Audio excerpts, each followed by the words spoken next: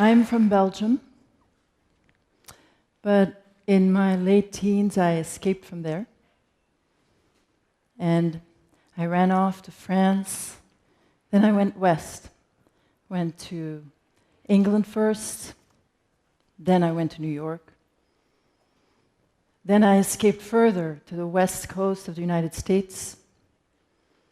Landed in Los Angeles. And after a few years there, I was getting antsy and I wanted to escape again. And I realized if I was going to go any farther west, I was going to end up in the Far East. So the journey outward, the escape, was over. And I realized I have to go in. I have to face myself. So I began a journey that lasted 30 years. That was an absolutely epic journey,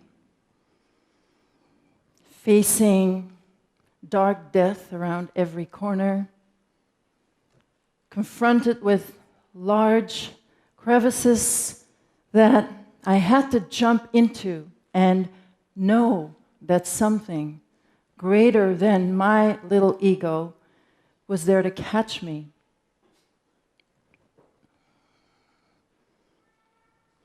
At times, I felt the pain of all the world. But after 30 years, I came out victorious. I was able to just be me. I was lucky to have a sense of what that might mean. Me. As a baby, I was raised by a psychopathic mother, and we're all born the same. We're completely cute, innocent, sweet, and we need that reflection of ourselves as little human beings to live. And I was not receiving that from my mother, but there was a caretaker who did give me that. And I remember very strongly, she wrapped me against her body with makeshift wraps. It was before we all held our babies in front of us. Taking care of the other babies, but holding me and feeling what it felt like to just be me. Now, she was there in the first 3 years. My mother then sold me, when I was 6, to a group of psychopaths. They were very well organized psychopaths. They were not just in Belgium, there were men from all over the world. And I found out much later that many of these men had very visible places on the world stage. They were world leaders, politicians, leaders of countries. And then there were those who controlled the world leaders together in this club. And they performed the darkest things imaginable. And I experienced and witnessed this from the age of 6 to 11, when I was rescued from someone from the inside. Today, I work in jails and prisons in New York, where I now live, and I have an organization called Liberation Prison Yoga. I can relate to everyone because incarcerated people tend to be traumatized just where they are, and they often also have a lot of trauma in their past, often of the same degree of violence that I survived, without the privilege that I had to spend 30 years focusing just on healing. And then I also relate to people who come to train with me, to go into the prisons with me. And when I started to share my story in 2013, when I came to the end of that 30-year period, I was interviewed and then I started to speak. However, today is the first time I'm back in Europe speaking about this. What we create with Liberation Prison Yoga is an example of what the world could be like perhaps here today, where all of us really want to change the world for the better. Now, we are in the atomic age. We've already moved on into spiritual practices, and most of us know that we are not just this finite body, that we have these inner journeys, and those are very real. But somehow, the world seems to be more chaotic and darker than ever. So, who's going to win? The light or the dark? Light is consciousness. So we need awareness. Awareness of the reality of the darkness, that this world is ruled by psychopaths. And I think generally we don't really know what psychopaths are, and we can't really recognize them. You know, one way to tell? Someone who seems too good to be true. Whether it's in your love relationships or whether it's in politics. It's someone who plays at being human and makes it seem so simple and usually appears like a better version of ourselves, where we, with all these messy feelings, feel we want to emulate them and be more like that.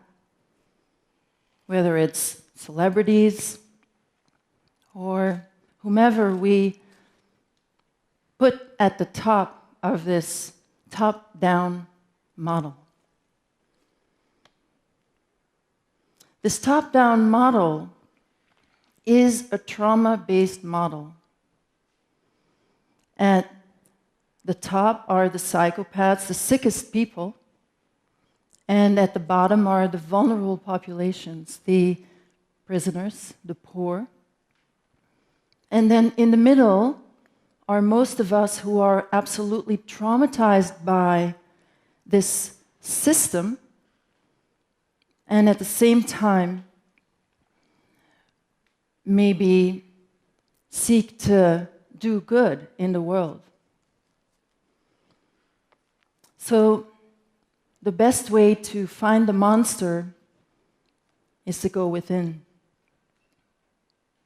About psychopaths is, I was talking about the little baby before. Well, the psychopath is a person who didn't get to experience that innocence because their caregivers were already projecting, so there was no reflection of themselves as that innocent, cute little baby, which, as it were, banned them from themselves because it is feeling that makes us human. It is feeling that leads to consciousness. And it is my journey through feeling that has made me increasingly aware of myself, and as a result and reflection, aware of what's outside as well. And I don't think any of us truly escape, because the model in which we live itself makes it really impossible for parents to be unconditionally present for their children. And the younger the child, the more everything is life and death. So if you're told by the doctor you need to let your baby cry it out, and not to listen when it sounds torturous. Well, it sounds torturous because the baby feels torture, and it is being traumatized in that moment. There's not really a lot known about someone's trauma journey. We don't really generally recognize behaviors and can guess that this started with a particular trauma that can be read in someone's behavior. We can read people's minds more easily because we ourselves have gone through trauma after trauma. So trauma is fear of death, fear of losing the physical body or the body of a loved one. So in that moment of fear of death, all brain activity recedes to the survival brain, which is right around the brainstem. All other brain activity stops.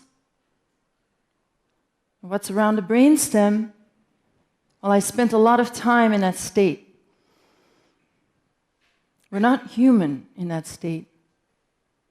And psychopaths without feeling are in that state all the time, and then they have a cortex over it to hide it.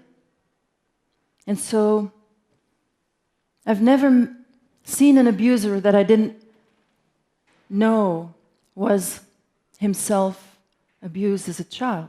Because I, in my real job, which was attuning with the abuser and giving them what they needed, what they truly needed, I got this image of the little boy who was vulnerable, made themselves vulnerable to me, the child sex slave, so that that vulnerability was completely controlled. And if I hadn't given them what they truly needed, if I'd followed my impulse and perhaps laughed or at them or whatever they were afraid of, then I would have been killed, and there would be no witness to that vulnerability, that sense of humiliation, a repeat of the abuse, the feelings around the abuse that are all repressed. So for someone who has zero healing at all, the best way to get it out of the system, because it is there and it needs to get out, is to go in that same mode, fight, flight, freeze, collapse, and in that barbaric, primordial state, to go into the fight mode and get that temporary release. If we're in trauma and we can fight, we can kill the predator, or we can run, then all we have to do is take a few breaths and the trauma would be out of our body-mind system. But as a child, we go into freeze, and everything is frozen. Now these men, some the most evil in the world, I'm pretty sure, were like parents to me. And there were some who gave me some reflections that I needed for my own emotional development. And so I loved them. So I try to understand, because I know that no one is truly a monster. But of course, psychopaths behave like monsters. I like to think of them as dinosaurs in business suits. They are antiquated because we are already in an age where we move away from matter as the final reality.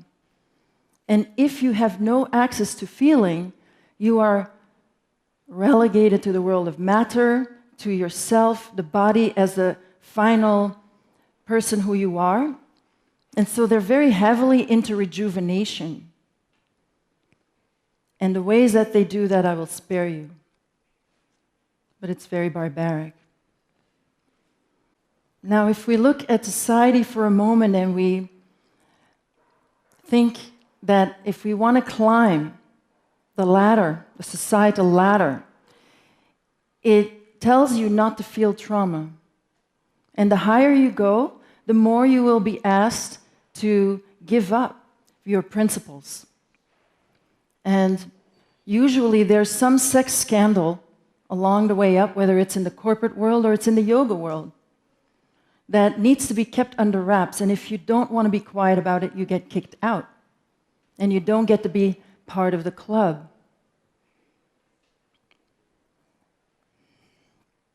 And at the very top, of course, are the people who are the most sick with trauma. So when a psychopath kills a baby, they are reliving that trauma story of when they were a little baby and they felt deadened. So they don't know it, but they're repeating their trauma story. The great thing about the journey inward, now, it was completely invisible. I had a few safe people. But the great thing about it is that we don't have to travel to do it. You can do it right here and now. It's difficult to hear about the reality of the darkness of the world because it requires for us to go through some feelings, perhaps, that are traumatic. The shock and disbelief, the anger, the landing of the reality and the pain that comes with that, and perhaps the grief, the disgust. It's not easy. But I've been amazed at how receptive audiences are. And I can tell you that it's been a challenge to stand here back in Europe today and feel heard and allowing myself to feel the healing. So, have a pleasant journey, and may we all be victorious.